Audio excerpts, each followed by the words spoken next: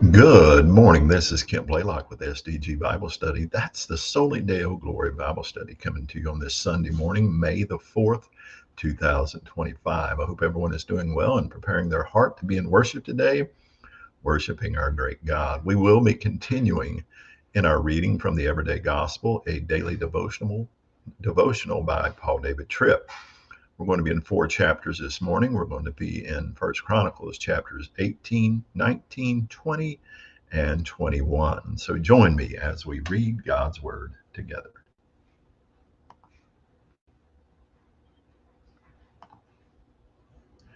1 Chronicles chapter 18. Now it happened afterwards that David struck the Philistines and subdued them and took Gath and its towns from the hand of the Philistines. He also struck Moab, and the Moabites became servants to David, bringing tribute.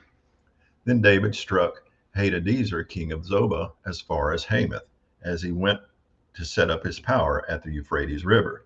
And David captured from him 1,000 chariots and 7,000 horsemen and 20,000 foot soldiers. And David hamstrung all the chariot horses, but left enough of them for 100 chariots. Then the Arameans of Damascus came to help Hadadezer, king of Zobah, and David struck down 22,000 men of the Arameans. Then David placed garrisons among the Arameans of Damascus, and the Arameans became servants to David, bringing tribute. And Yahweh granted salvation to David wherever he went. And David took the small shields of gold which were carried by the servants of Hadadezer and brought them to Jerusalem. Also from Tibhath and from Kun, cities of Hadadezer, David took a very large amount of bronze, with which Solomon made the bronze sea and the pillars and the bronze utensils. Then Tau, king of Hamath, heard that David had struck down all the military force of Hadadezer, king of Zobah. So he sent Hadaram, his son, to King David to greet him and to bless him, because he had fought against Hadadezer and struck him down. For Hadadezer had been at war with Tau. And Hadaram brought all kinds of articles of gold and silver and bronze. King David also set these apart as holy to Yahweh, with the silver and the gold which he had carried away from all the nations, from Edom, Moab, the sons of Ammon, the Philistines, and from Amalek. Moreover, Abishai, the son of Zeruiah, smote 18,000 of Edom in the valley of Salt. Then he placed garrisons in Edom, and all the Edomites became servants to David. And Yahweh granted salvation to David wherever he went. So David reigned over all Israel, and he was doing justice and righteousness for all his people. Now Joab, the son of Zeruiah, was over the army, and Jehoshaphat, the son of Eliud, was recorder, and Zadok, the son of Ahiatub, and Abimelech, the son of Abiathar, were priests, and Shabshah was scribe. And Benaiah, the son of Jehoiada, was over the Kerethites and the Pelethites, and the sons of David were chiefs at the king's side. Now to chapter 19.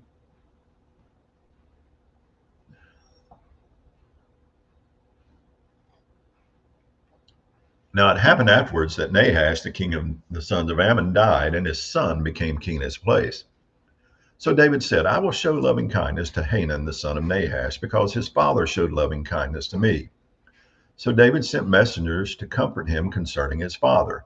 And David's servants came into the land of the sons of Ammon to Hanun to comfort him.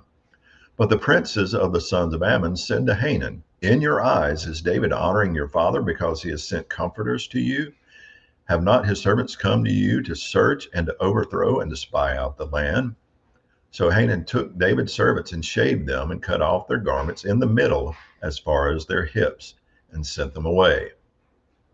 Then certain persons went and told David about the men, and he sent to meet them, for the men were greatly dishonored. And the king said, Stay at Jericho until your beards grow, and then return. Then the sons of Ammon saw that they had made themselves odious to David. So Hanun and the sons of Ammon sent 1,000 talents of silver to hire for themselves chariots and horsemen from Mesopotamia, from Aram-Maacah, and from Zobah.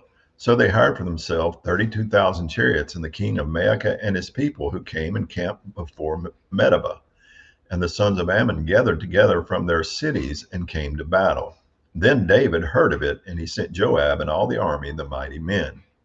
And the sons of Ammon came out and arranged themselves for battle at the entrance of the city, but the kings who had come were by themselves in the field. Then Joab saw that the battle was set against him in the front and in the rear, so he chose from all the choice men of Israel, and they arranged themselves to meet the Arameans. But the remainder of the people he put in the hand of Abiashah his brother, and they arranged themselves to meet the sons of Ammon.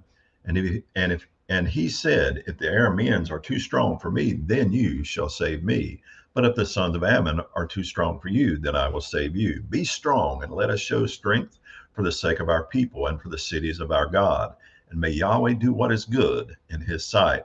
So Joab and the people who were with him drew near before the Arameans for the battle, and they fled before him. Now the sons of Ammon saw that the Arameans fled, so they themselves also fled before Abiashah, his brother, and came into the city. Then Joab came to Jerusalem.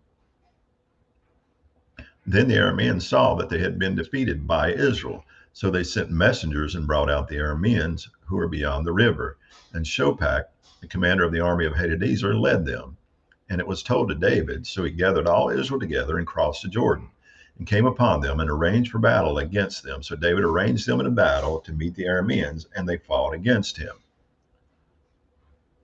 But the Arameans fled before Israel, and David killed of the Arameans 7,000 charioteers and 40,000 foot soldiers, and put to death Shophak, the commander of the army. Then the servants of Hadadezer saw that they were defeated by Israel, so they made peace with David and served him, and the Arameans were not willing to save the sons of Ammon anymore.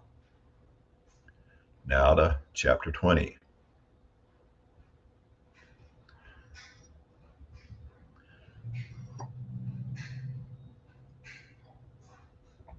Now it happened in the spring, at the time when kings go out to battle, that Joab led out the force of the military and brought the land of the sons of Ammon to ruin, and came and besieged Rabbah. But David stayed at Jerusalem, and Joab struck Rabbah and tore it down. Then David took the crown of their king from his head, and he found it to weigh a talent of gold, and in it was a precious stone, and it was placed on David's head. And he brought out the spoil of the city in a very great amount. He also brought out the people who were in it, and made them work with saws, with iron instruments, and with axes. And thus David used to do to all the cities of the sons of Ammon. Then David and all the people returned to Jerusalem. Now it happened afterwards that war broke out at Gezer with the Philistines. Then Sabiachah the Hushathite struck down Sippiah, one among those born of the giants, and they were subdued. And there was war with the Philistines again, and Elhanan the son of Jair struck down Lahmi, the brother of Goliath the Gittite, the shaft of whose spear was like a weaver's beam. Then there was war at Gath again, and there was a man of great stature who had 24 fingers and toes, 6 fingers on each hand and 6 toes on each foot. And he also had been born of the giants. And he reproached Israel. So Jonathan the son of Shemaiah, David's brother, struck him down. These were born to the giants in Gath, and they fell by the hand of David and by the hand of his servants. Now to chapter 21. Then Satan stood up against Israel and incited David to number Israel. So David said to Joab and to the princes of the people, go count Israel from Beersheba even to Dan, and bring me word that I may know their total count. But Joab said, may Yahweh add to his people 100 times as many as they are. But my lord the king, are they not all my lord's servants? Why does my lord seek this thing? Why should he be a cause of guilt to Israel? Nevertheless, the king's words stood strong against Joab. So Joab went out and went throughout all Israel and came to Jerusalem. And Joab gave the count of the census of the people to David. And all Israel were 1,100,000 men who drew the sword, and Judah was 470,000 men who drew the sword. But he did not number Levi and Benjamin among them, for the king's command was abominable to Joab. And this thing was displeasing in the sight of God, so he struck Israel. Then David said to God, I have sinned greatly in that I have done this thing. But now please take away the iniquity of your slave, for I have acted very foolishly. And Yahweh said to Gad, David's seer, saying, go and speak to David, saying, thus says Yahweh, I am offering you 3 things. Choose for yourself one of them, and I will do that to you." So Gad came to David and said to him, "Thus says Yahweh, take for yourself either 3 years of famine or 3 months to be swept away before your adversaries, while the sword of your enemy overtakes you, or else 3 days of the sword of Yahweh, even pestilence in the land." And the angel of Yahweh destroying throughout all the territory of Israel. So now see what word I should return to him who sent me. Then David said to Gad, "I am in great distress. Let me now fall into the hand of Yahweh, for his compassions are exceedingly abundant, but do not let me fall into the hand of man." So Yahweh sent a pestilence against Israel, and 70,000 men of Israel fell. God sent an angel to Jerusalem to destroy it, but as he was about to destroy it, Yahweh saw and relented concerning the calamity, and said to the destroying angel, "It is enough. Now relax your hand." And the angel of Yahweh was standing by the threshing floor of Ornan the Jebusite. Then David lifted up his eyes and saw the angel of Yahweh standing between earth and heaven, with his drawn sword in his hand, stretched out over Jerusalem. Then David and the elders, covered with sackcloth, fell on their faces. And David said to God, "Is it not I who commanded to number the people? Indeed, I am the one who has sinned and done a great evil. But these sheep, what have they done? O Yahweh my God, please let your hand be against me and my father's household, but not against your people, that they should be plagued." Then the angel of Yahweh said to Gad to say to David that David should go up and erect an altar to Yahweh on the threshing floor of Ornan the Jebusite. So David went up at the word of God, which he spoke in the name of Yahweh. Now Ornan turned back and saw the angel, and his 4 sons who were with him hid themselves, and Ornan was threshing wheat. Then David came to Ornan, and Ornan looked and saw David, and went out from the threshing floor and bowed his face to the ground before David.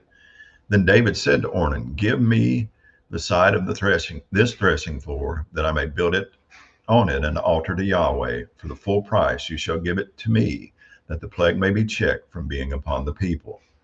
And Ornan said to David, "Take it for yourself, and let my lord the king do what is good in his sight. See, I will give the oxen for the burnt offerings, and the threshing sledges for the wood, and the wheat for the grain offering. I will give everything." However, King David said to Ornan, "No, but I will surely buy it for the full price. For I will not lift up what is yours to Yahweh, or offer a burnt offering which costs me nothing." So David gave Ornan 600 shekels of gold by weight for the site. Then David built there an altar to Yahweh, and offered burnt offerings and peace offerings.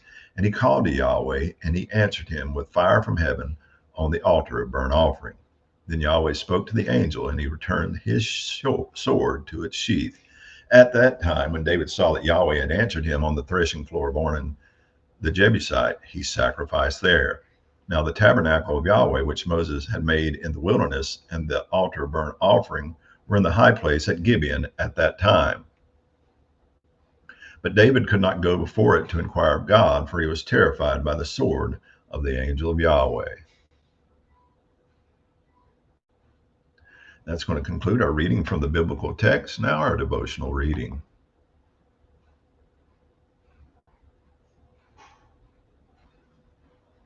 It'll make its way over there. No one extends grace better than a person who knows he needs it himself. Therefore, humble prayers of confession tend to produce loving prayers of intercession.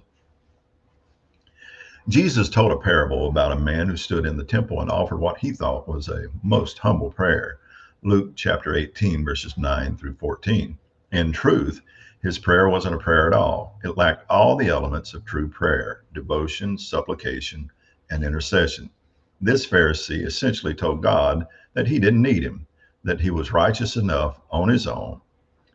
It is shocking that the most Godward appearing act, prayer, can actually be just the opposite. The religious form may be there, but a prayer can be robbed by human glory or selfish demand of its devotion and submission. Not only was the Pharisee stunningly proud, but he also looked on a struggling tax collector with contempt. People who think themselves righteous tend not to be patient, compassionate, or gracious with those who appear to be less righteous than they have named themselves to be. It is, therefore, the grief of humble, heartful confession of sin that stimulates concern, compassion, and intercession for others who need the same grace you have just cried out for. Self righteous pride is not the soul in which compassion grows. We see this in the life of David. Take careful note of the two parts of David's prayer in 1 Chronicles 21, verse 17. David said to God, "Was it not I who gave command to number the people? It is I who have sinned and done great evil. But these sheep, what have they done? Please let your hand, O Lord my God, be against me and against my father's house. But do not let the plague be on your people." David had succumbed to Satan's temptation to number his people. God didn't want David to grow proud and self-reliant. Because of his sin, God determined to send a plague upon the people of Israel. Note that David's guilt over and confession of his own sin prompted him to plead to God on behalf of God's people. This is how prayers of intercession always work. Pride causes you to be less than compassionate, or perhaps even condemnatory of other sinners. Uncaring judgment of lawbreakers is easy when you have named yourself a law keeper, but constant confession of your need for God's rescuing, forgiving, and transforming grace is what softens your heart to extend that grace to others. Sinless Jesus, who had no transgression to confess, was moved with compassion for sinners, so much so that he was willing to die to secure their forgiveness. His heart of grace for sinners like you and me is the hope of the universe. Although he needed no grace, he became the grace of God for all who believe. May we be tools of that same grace in the lives of those near us who need what only grace can give. Let's read Galatians 6, verses 1 through 5. Brothers, even if anyone is caught in any transgression, you who are spiritual, restore such a one in a spirit of gentleness, each of you looking to yourself, so that you too will not be tempted. Bear one another's burdens, and so fulfill the law of Christ. For if anyone thinks he is something when he is nothing, he deceives himself. But each one of us must examine his own work, and then he will have reason for boasting in regard to himself alone, and not in regard to another. For each one will bear his own load. And that's going to conclude our reading from the devotional. And so thankful for this morning, to be reminded that we are to remain humble, that we haven't got it all together. And if we think we do, that can be a huge stumbling block for each and every one of us. David immediately knew that it was his sin that was damaging the people, causing people to die, and he confessed it to God. He didn't try to blame shift. He didn't try to point fingers at other people. He knew that he needed to come clean with God and not shift the blame to someone else. We're so quick and easy to be blame shifters. Let's be humble and contrite of heart. That's the heart that God desires to pursue him. Hope you have a blessed day on this Sunday. Worship God with your whole heart today. Soli Deo Gloria.